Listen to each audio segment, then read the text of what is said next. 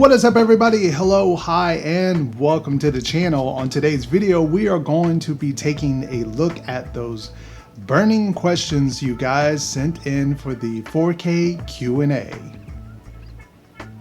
Didn't really think that rhymed. Let's get to the video.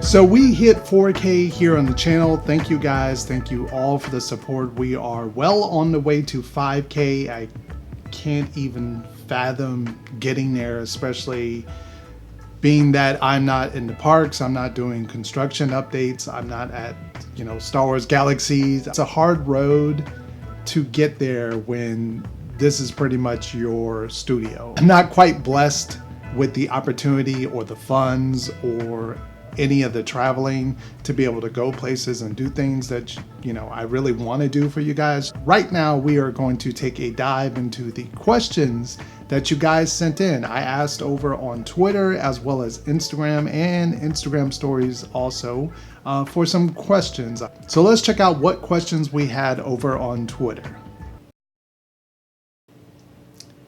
Yep, I asked over on Twitter, and it was one thing to get like no likes, no retweets. That's okay. I'm kind of used to that. I figured that as much when you've been exiled from the community.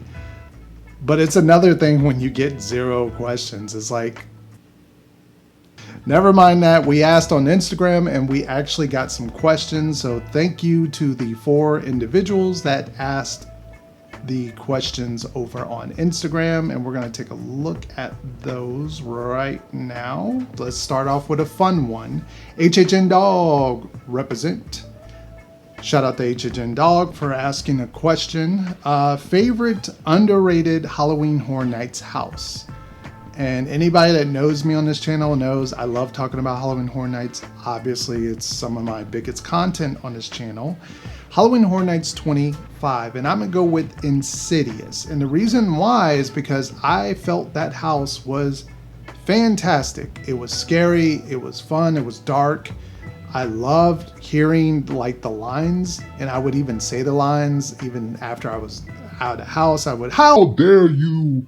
I kept saying this stuff in my head, and for some reason that house got stuck in my head.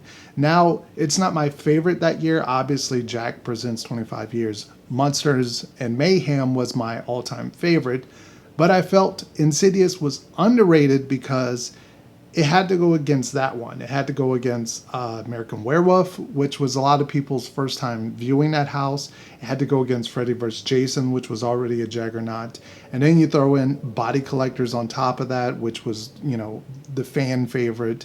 So then you had 4 houses they had to compete against. So it automatically went on most people's lists right in the middle. Being the next year at Halloween Horror Nights 26, I'm going to give a nod to Texas Chainsaw Massacre. I love that house. I went through it so many times. Me and April, we did like back-to-back run-throughs when we did Stay and Scream, and we'd go into the house, come out, go right back in. And little secret here, sometimes if you line things up just right doing it that way, you can get the house to yourself. Don't let nobody. Don't tell anybody I told you that.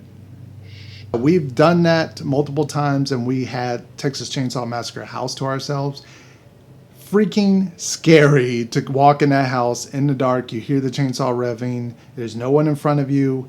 Terrified. So that's another underrated favorite house, I think I have to say. So on the flip side, I'm going to say what houses that I think were overrated in my opinion. Oh man, you're going to hate me for this, but Halloween Horror Nights 26 as well, Krampus. Now, I enjoyed the house the first, I think, 3 or 4 times I went through. It was fun. But then I think as the event went on, and the more times I kept going through it, the more times I kept being disappointed. There were missing spots where there should have been actors. You got to see how Hollywood's version was. Things started to settle in the brain, like, why don't we have Krampus all through this house? Why is he only like 2 times in the house? The ending scene was kind of cool, but then it just left a lot to be desired in this house, I think, over time. And it just started to seem like the monsters didn't really care towards the end of the run. So that's why it's one of my, you know, one of my most overrated houses, because I know everyone loves the house, but I just didn't really think it was all that. Next question. From Michael MR623, favorite thing about what you do? The favorite thing about what I do, it's everything included, like between the filming, between like coming up with the ideas, between the thumbnail making. Also, one big favorite thing is you guys, obviously, the interaction I get with you guys when I see some of the same folks, you know, who leave comments all the time. It brings joy to me to see, okay, you're enjoying the stuff, you're commenting, you're loving what I'm, you know, doing. That's giving me the gratification that I need. If I was putting up videos and I had literally like 5 views, 0 comments, no thumbs up, no responses, I would probably stop doing this, honestly, because it's the gratification that you guys love it. I love doing it, and it's like a win-win for everybody. So my favorite thing about what I do is everything. Eddie, shout out to Eddie. What's your full-time job? And this one, I'm going to do a little cheating on this one, YouTube. I treat it as a full-time job. Maybe it's not clarification from some people as a full-time job.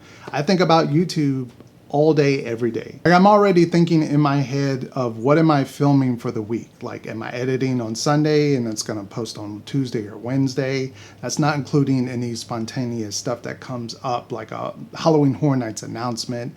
Then I gotta work that into the plan of what am I doing with that. So I treat this as a full-time job. I watch vidIQ videos, and if you're kind of just getting started into the YouTube space and you want a lot of knowledge and how to do things and better tips and stuff, watch vidIQ and also use the program. It helps you out immensely on YouTube. But I watch their live streams every week. I study what they say about other, YouTube channels. Some of their tips, I study this stuff day and night. I'm always reading about how to, better the content on my channel, how to do stuff with the lighting, how to edit stuff. I'm always doing research on YouTube. So I treat it as a full-time job. It may not pay like a full-time job, which I really, really, really wish it did. But yeah, that's sort of my cheat answer. I treat it like a full-time job. Next question, Theme Park Addict. Thank you for the question. What made you decide to start vlogging, make short films, and what did you do to start? P.S. You're great at it. Keep it up. Thank you, Theme Park Addict. What made me start vlogging? It wasn't necessarily a person. It wasn't like I came across someone else's channel and suddenly, I had this great idea like, oh, I'm gonna start vlogging because blah, blah, blah is vlogging. I've always been interested in the space of like videography. At one time, long time ago in a galaxy far away, I was even pondering going to Full Sail for film. Even it dates way back, like high school days. I was making videos. I was always filming stuff, SMP, which was like Saturday Night Productions, which was this running gag of a studio that we had because most of my friends worked at Chick-fil-A and they had Sunday off.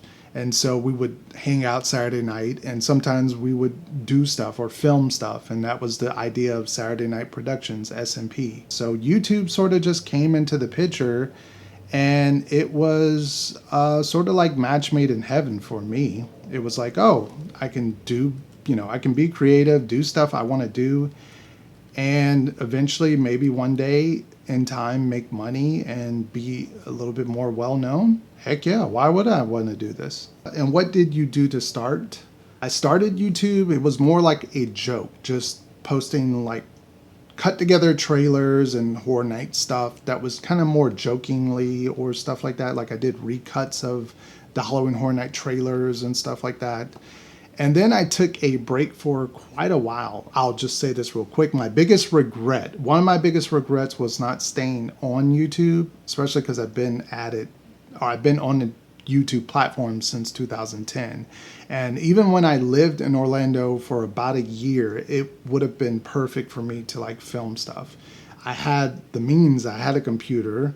I don't know why I wasn't filming in, but it would have been perfect because I was going literally to the parks, if not every day, every other day I was at Disney or Universal. So that's a huge regret I had. Started out as a hobby. There's nothing wrong with starting YouTube as a hobby. And if you get the hang of it, if you start to love it, then you'll really want to do it. You'll want to do it more and more and more and more videos, more content, more, you know, production, more. Side note, really quickly, I hit 3K on September 2018. Now I hit 4K, and let me go right here. I'm finding this on Social Blade if you're interested in how you kind of keep your stats and stuff. I hit 4K about April sometime of this year. So think about how long that was just to get 1,000 subscribers. And some people, they fly through 1,000. They're, you know, 2,000, 3,000, 4,000. Some people go from like 10,000 to 20,000 in the span of like a couple months. So that's, I think, the hardest part of YouTube is also the fact that everyone says don't compare yourself to others, but constantly YouTube is doing that. Just a little side note there for you guys just wondering how long of a struggle that was to get to 4K. That's how long. Now in the Swamp Thing review, episode 1 review, I kind of forgot. I'm so used to just like plugging away the videos and getting them done. I totally forgot that I was doing that. So to make up for that, I'm going to give you 2 recommendations or 2 channel shout outs on today's video. So first one we are going with is Princess and the Bear. Now I know that's a very, it's a rather weird name, but it works once you start watching their videos and you understand she's the princess, he is the bear. And what they do is they release new videos every single week. They're mostly Disney stuff. So if you're a big Disney fan, check out their stuff. What I love what they're doing is they're basically doing a lot of vegan and non-vegan food reviews around Disney. So whether it's at Typhoon Lagoon or it's at, you know, Disney Springs or it's at you know, Wilderness Lodge, they're everywhere doing food reviews, and they also occasionally throw in some vlogs and some other Disney related stuff. So if any of that sounds rather interesting, definitely check them out. They're almost at 500, so let's see if we can hopefully get them to 500 subscribers. And the next one I am going with, and I'm not quite sure how to say this, Oyby. I don't know how to say that, but he's a young vlogger who travels mostly the Disney parks and Universal here and there, sprinkled Halloween Horror Nights, some of that stuff too. But he really reminds me of Spokesman, if I'm saying that right, before he started doing the live streams and he was doing vlogs, kind of like a mixture of him and early Tim Tracker before, you know, he reached stardom.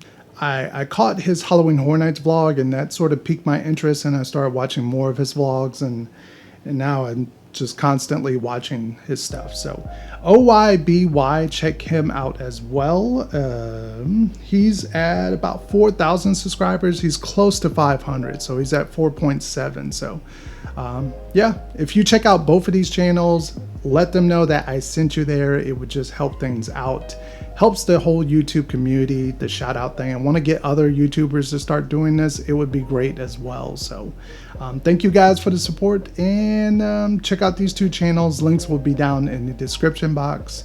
And until next time, boys and girls, peace out.